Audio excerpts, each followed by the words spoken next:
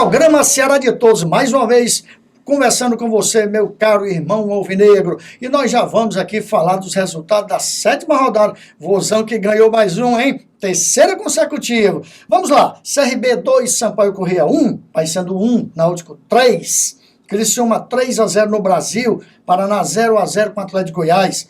Tupi 0, Oeste 1, Bragantino 1, Avaí 0. Luverdense 0, Vila Nova 2.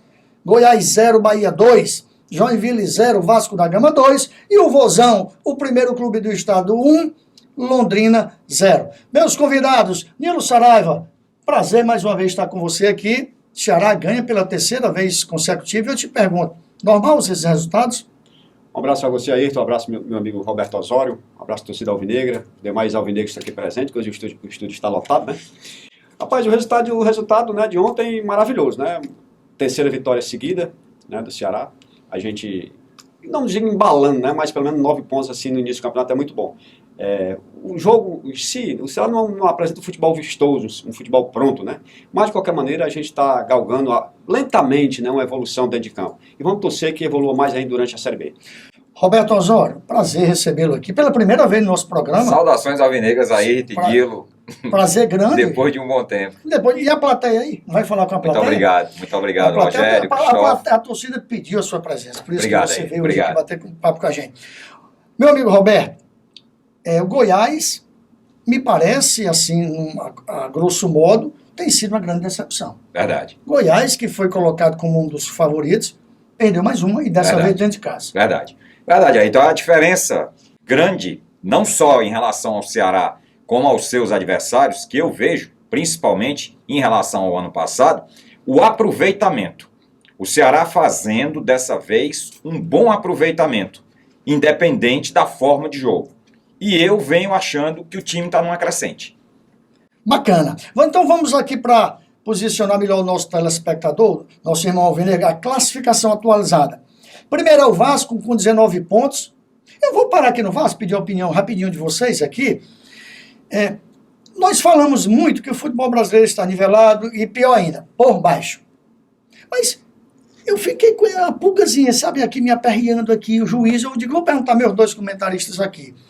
Por que é que, mesmo estando nivelado e por baixo, todo time, sem exceção, pelo menos até agora, até o 2015, e começando já bem o 2016, na mesma regra, todo grande time que cai da primeira para a segunda, no ano seguinte, ele retorna. Tem uma explicação? É porque a verba é maior, mas a verba é maior, mas não diz, todo mundo diz que existe um nivelamento.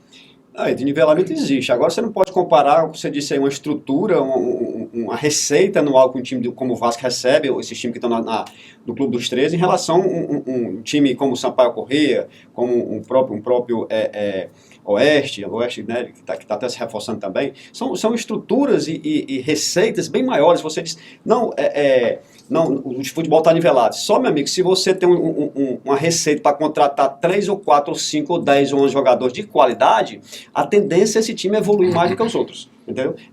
Em contrapartida, tem um time que não tem rendimento, não tem uma receita. Então você traz um jogador ali da categoria de base, você traz um jogador de um time até inferior, de uma divisão inferior. Ou seja, tudo isso, ao meu ver, é questão da receita que as televisões passam. É tão absurdo isso aí. Eu acho que deveria existir a diferença, mas dentro de campo, você fazer uma receita questão da publicidade, não em relação à televisão passar valores desproporcionais. Então, essa diferença aí de arrecadação, de cota de televisão, faz com que, por exemplo, no caso do Vasco, ele consiga, mesmo tendo um nivelamento por baixo, trazer algumas poucas peças um pouquinho acima da média? Seria isso o motivo do Vasco, como já foi do Botafogo ano passado, do Atlético Mineiro, do Corinthians, Palmeiras e etc? Sim, Ayrton, sim, com certeza, o peso da camisa, a força de um grande patrocínio, a cota de TV, e no caso do Vasco, ele tem lá um ídolo, um louco,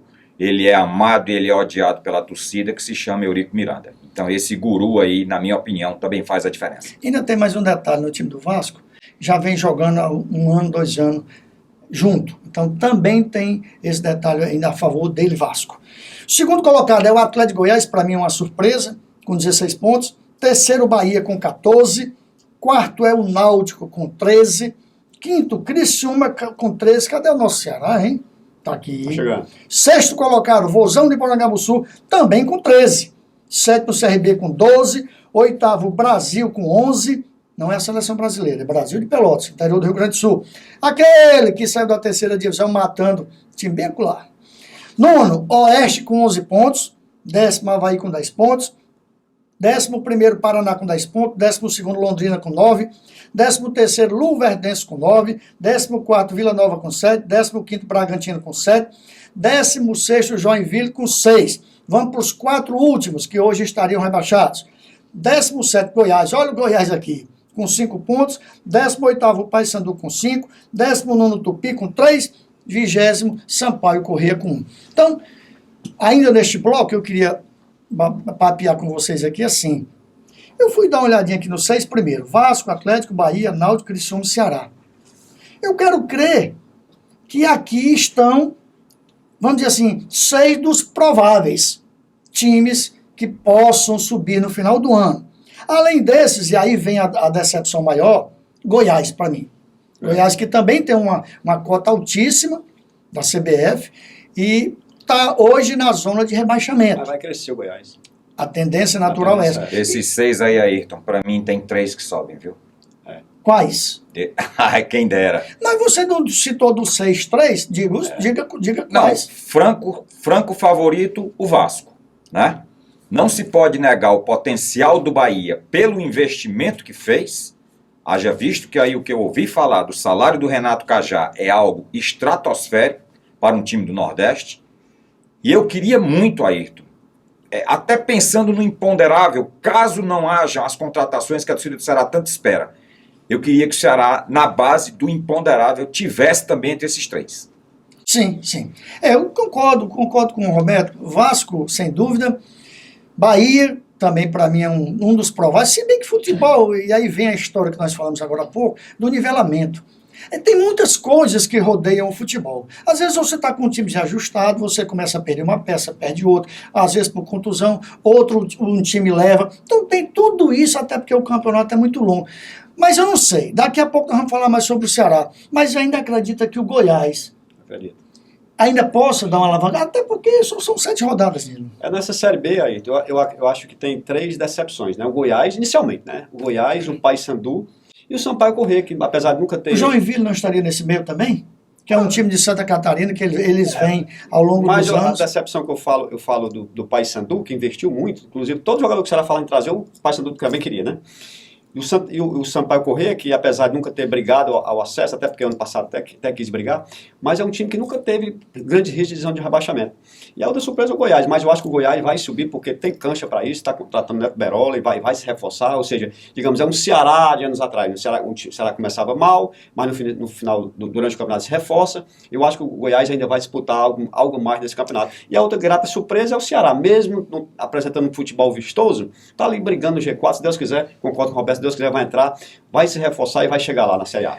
Concordo, Nilo. Em 30 segundos, dá para o Ceará sonhar, a torcida sonhar com o Ceará Sporting Clube no final do ano, no G4? Dá. Principalmente uma torcida que apoia como a torcida alvinegra, Ayrton. Dá para sonhar sim. Dá, Nilo. Veja bem, a Série B eu assisti alguns jogos agora na terça-feira, o jogo de 7 horas, o jogo do Ceará começou às 9, eu assisti quase o jogo todo. A gente não vê grandes times. Eu sei que durante o campeonato, esses times vão se reforçar. Acabei de citar o Goiás. Vão se reforçar e vão crescer. Mas nesse momento, será com toda a sua limitação, eu acho que ainda dá para acreditar. Faltam, claro, algumas peças. Durante o programa, nós vamos comentar sobre isso. Legal. A gente volta daqui a 10, 20 segundinhos, mas já mandando um abraço para o Dr. Paulo Vasconcelos, para a galera do Ciência do Povo, que faz um trabalho educativo belíssimo, o meu amigo cinegrafista Winston e toda a equipe técnica do nosso canal Ceará de Todos. Para cima deles, vozão!